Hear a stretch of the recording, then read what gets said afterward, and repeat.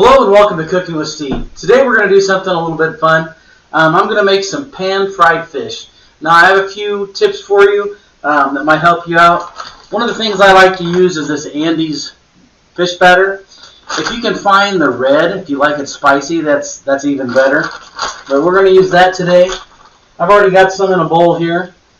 And I also, if I don't have the red, I go ahead and I use this Andy's chicken breading, and it's the spicy seasoned kind. So I've got some of that in a bowl right here. I'm going to go ahead and add it. And to make it spread a little bit farther along, I'm going to go ahead and use some cornmeal as well. I'm going to add a little salt to that. A little black pepper.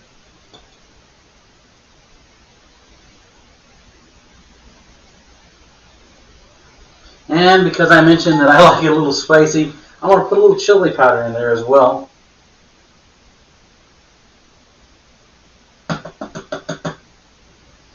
Just brings up a little spice level just a little bit. It's great stuff. And a little bit of garlic powder. If you know me well enough, if you watched a few of my videos, I can't just leave well enough alone. I've got to add stuff and season it up pretty nicely. I want to take a whisk and go ahead and get this all together. Nice and combined and ready to go. Over on the stove, I've got a skillet heating up. It's going to make me sneeze. You know the saying, if you're not sneezing, it ain't seasoned. So we're going to get that oil up to about 350 or so when we fry it. One of the things I did want to show you is my fish. I'm using a tilapia fillet that I got from Kirkland's. It's really nice. And you can see that I've cut it into chunks. And one of the things I wanted to point out to you is when you're frying your fish, you always want to fry the same size chunks together. I'm looking for a tail piece in here. Alright, you can see this tail piece is a lot thinner than this piece. And what I'll do is when I fry them, I'll fry all the tail pieces together, and then I'll fry all of the bigger chunks together. Another great tip is if you are frying for your family and you want to get more breading on it, cut the chunks into smaller bite-sized pieces, and then you'll have more breading per bite, and it really brings up the flavor. But I wanted some fillets, so I left it whole like this. Another thing that I did is I put this in salt water to soak, and I also put ice in here. I found that if you keep the fillets chilled on ice, they stay a little bit firmer. When they fry up, they're a little bit firmer, and it makes your texture and taste just a little bit better. So I'm going to wait for the oil to get hooked up, get moved over to the stove, and we'll be back. We're all set up at the stove and ready to go. I've got the skillet on. I put the oil in earlier, and I use a Louisiana peanut oil. Feel free to use whatever kind of oil you like. I just find that this works really, really well. So I've got that going. I've got it about up to temperature. And as I mentioned earlier, one of the things I like to do is I like to separate out the tail pieces from those thicker fillets so that we get the fry about the same with all the fillets and they cook at the same time. So here we are. I've got those going. Now I've left them in the ice water. And like I mentioned earlier, it's really important to do that. I find that you get a little bit firmer fish when you fry it up when you leave it in the ice water. Plus, I use the ice water to help put the coating on.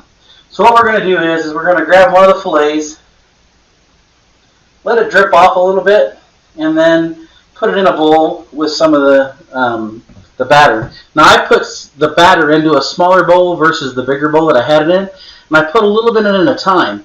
And that way, if I'm breading a fillet and a lot of the moisture gets into my batter, I can just get rid of this batter and add it back from the other bowl. It's a great little tip. Works out great for me. It'll probably work for you.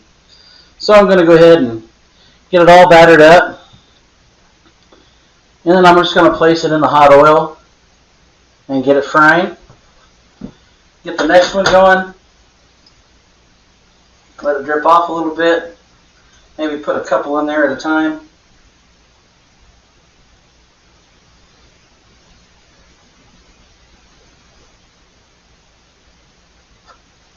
Get them all coated.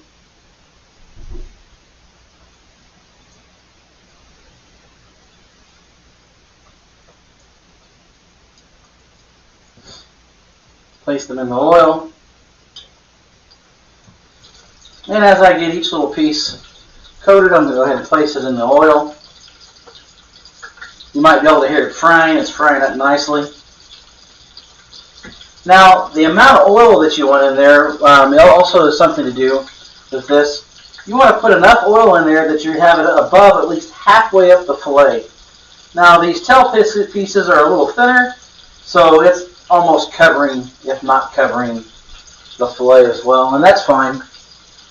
But you want to make sure that you have the oil deep enough that it goes at least halfway up.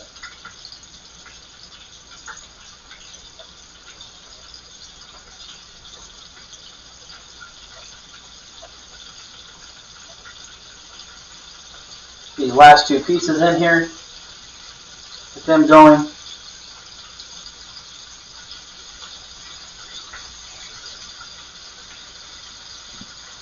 Now I'm going to let these fry, and when they get done on one side, I'm going to flip them over, and then we'll be back. Well, after a few minutes, the fish started to rise a little bit in the grease, so I knew that the one side was done. I went ahead and I turned them over and let that side golden up and get brown and nice. So I'm going to go ahead and take my screen off. These are great. I've mentioned them in other videos. Keeps the splatter down on your stove. So if you don't have one of these, invest in one for sure. I'm going to go ahead and grab a plate with some paper towel on it. Go ahead and take out these little tail fillets. You can see they came out really nice. I'm going to go ahead and put those on there. It's nice and crisp. A little bit of a golden brown to them. Place them on my paper towel.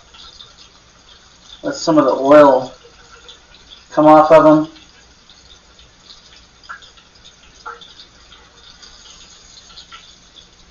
Another thing about cutting up into smaller pieces like this, really easy to handle if you want to eat it as a finger food.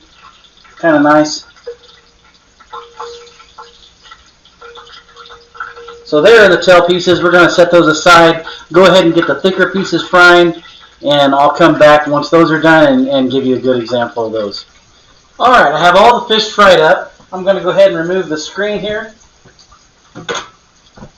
Take these pieces out. You can see they're a nice golden brown, really beautiful. Add them to the other pieces on the plate.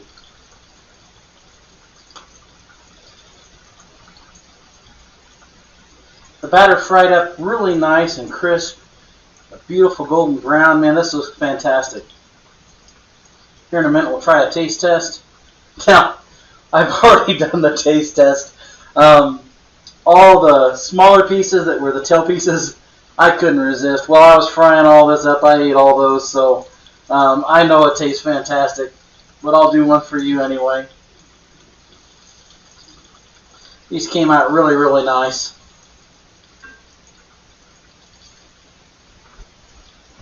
Go ahead and set that down.